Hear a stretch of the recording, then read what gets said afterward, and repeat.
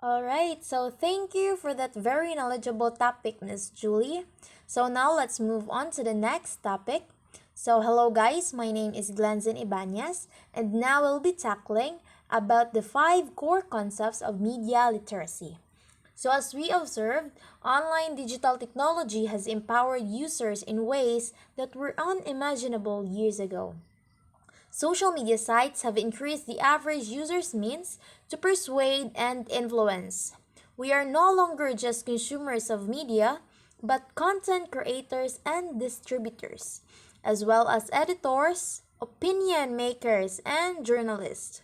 Correspondingly, we need to learn the different concepts of media and how it is being constructed, the reason why it is being constructed in that way, and how it is being developed, and a lot more. So first, let us delve in onto the origin of these 5 core concepts of media literacy. So these concepts came out of Canada way back year 1987. So these were the results of years of discussion and debate among educators, media advocates, and government agencies. So the goal was to come up with a core framework to address issues such as commercialism, propaganda, censorship, media ownership, and stereotyping in social media. Alright, so these frameworks are still very relevant today and also can be applied to current hot button issues such as online privacy and net neutrality. Okay, so now let us move on to the next or the main topic of my discussion, which is the 5 core concepts of media literacy. Right, so first, all media messages are constructed. So, media messages are crafted with a specific purpose in mind. The media do not simply reflect external reality, but rather they present carefully crafted constructions that reflect many decisions and are the results of many determining factors. So, in short, media messages are hinimo. Right? Some are true, some are not. Example is when we use an online meme or we post a selfie. We often are following unstated instructions for what these images should look like and say. From the very act of our not so natural smiles to how, especially in the case of the girls now like me, we pose and display ourselves for the camera, but most likely do not reflect our lives or our true selves. When creating your own media, one should be aware of how imitation of popular or approved media images might come into play, and what influences outside of one's own life and values that might be shaping on how you create and share original content online. Okay, so tanan is hinimo rajod. From the filters we use to beautify ourselves, from the images that are edited, but it doesn't really reflect our true lives. Okay? So now, let's move on to the second one. Media messages shape our perceptions of reality. The media are responsible for the majority of the observations and experiences from which we build up our personal understandings of the world and how it works. Much of our view of reality is based on media messages that have been pre-constructed, as what I've said earlier, and have attitudes, interpretations, and conclusions already built in. Thus, the media to a great extent give us our sense of reality. So nowadays, everything that we do and see is reflected and influenced by the media. This is very true. Media reflects society because it shows us what's important to people. It demonstrates fads and hot button issues. Let's about this upcoming election as an example. No, many people post a lot about their presidential bet, which I think some of you are doing so. On the other hand, as the reader or audience of that certain post or media, their mind will start to wonder and think, okay, na day in ani nga idea. So nahitabo di ay ni siya. Okay, naa di ni siya. So mao din ni usuron, no? And the advantage of that is that it gives us a lot of information that open up our minds to new perspective. Yet, we can't deny the fact that some of these medias were fake.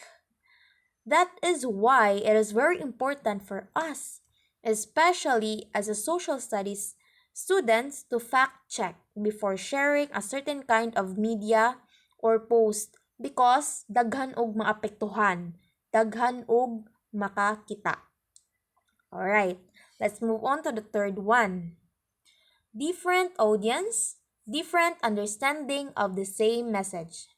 So, if the media provides us with much of the material upon which we build our picture of reality, each of us finds or negotiates meaning according to individual factors. So, these factors are the personal needs and anxieties, the pleasures or troubles of the day, racial and sexual attitudes, family and cultural background, moral standpoint, and so forth. So when we post content online, we should be aware of the diversity of our audience. Kay bao jud ta dapat nga naglain-lain jud na ang makakita sa tuang mga post, no? Nay mga friends na to, nay relatives, nay family, no? Nay afam, nay taga Manila, nay mga taga Bicol, nga wa ta kaila jud sa uban. Some of us forget that the online content can easily travel beyond our intended audiences. Even if we believe that they are one-on-one private communications, we also might forget that what is funny or mundane to some might be inflammatory to others.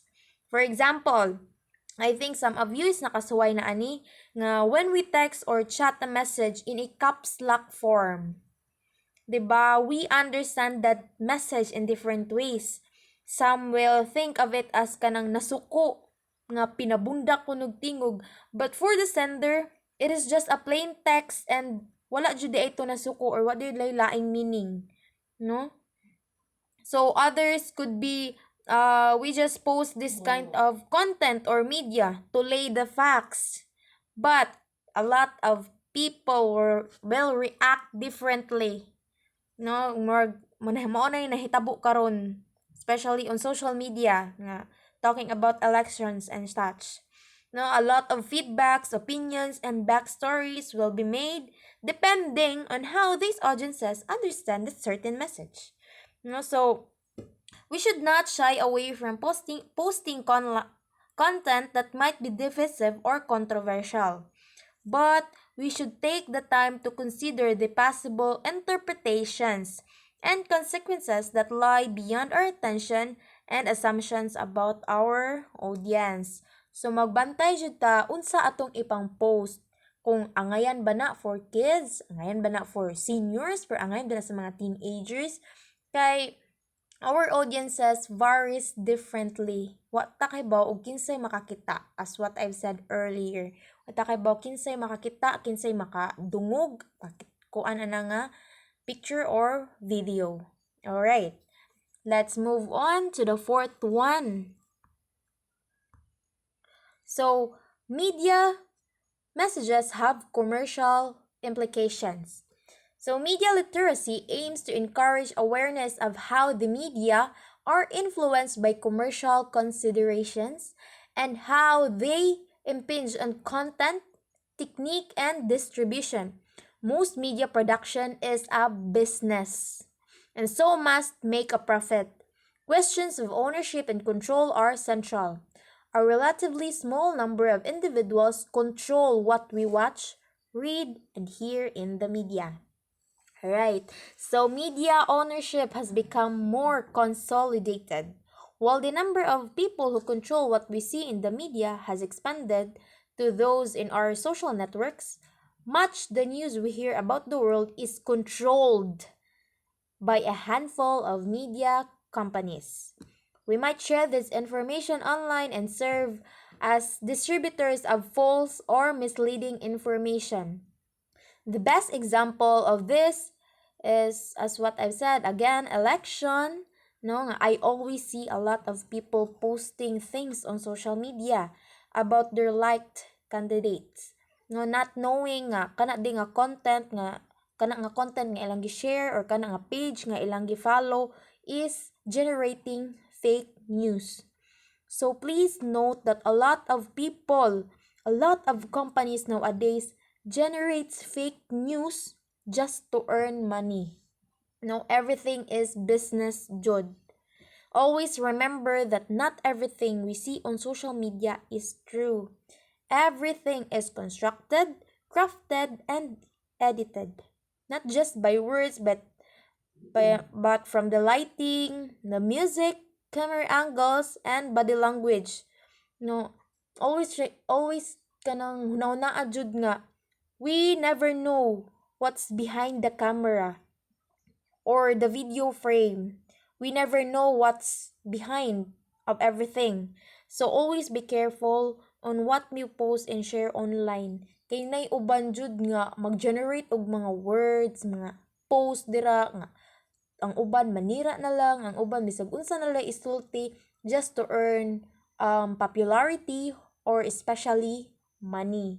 So kita dapat jud ta nga ma-aware jud ta and mag-careful unsa ato ang i-post because we are college students. We are not just bringing our names, our personal backgrounds, but also we are carrying the name of our beloved school, which is Cebu Normal University. Alright. Okay, so let's move on to the last concept of the media literacy. Media messages embed point of view. So all media products are advertising in some sense, proclaiming values and ways of life. The mainstream media convey explicitly or implicitly ideological messages about such issues as the nature of the good life and the virtue of consumerism, the role of women, the acceptance of authority, and unquestioning patriotism. Okay, so while the media landscape has radically changed, the criteria for evaluating content has not. Bisan tuod nga nagkausab-usab nagmaayo ang social media daghan na kay nauso, pero ang pag-evaluate, ang pag-judge sa mga tao ana wa jud na usab. The lens of criticality that holds media creators and distributors responsible should be applied to everyone and in every institution, no matter how large or small. Okay, so as I say, media messages embed point of view. For example, is when a radio or TV host who often takes a particular political stand on issues. I think, as I said again, that's what most of us are doing right now. We are posting a lot of contents nga nagdepict kung unsa ato ang kaugalingon nga stand, kung unsa atong kaugalingan nga point of view, or everything, or maybe that are posted on the media is a personal side of the person posting it. Ato ang kaugalingong panglantaw, atong kaugalingong perspective, no? It is their own truth and opinions. But the bad part lang there is some aren't good and helping medias. At the same time, not all are true. As I said, tanan jud is kaugalingon ka jung opinion. Mo nang naiuban ma-trigger kay dili parehag perspectives, no? So at the same time, even media outlets that promote fairness and objectivity may be telling only part of the story. Every media message includes some details and omits others. Those decisions kung unsa ikat, what to include, what to not include, and so on reflects on the embedded values and viewpoints of the media makers. Okay, so I hope nakagets ra ang tanan, no? So see, these 5 concepts are interconnected. So as a student, especially a social studies student, we are supplemented by facts. We are taught on how the society works. We should be the first one to know on how to be media literate. Always note to be careful on what we post and share online.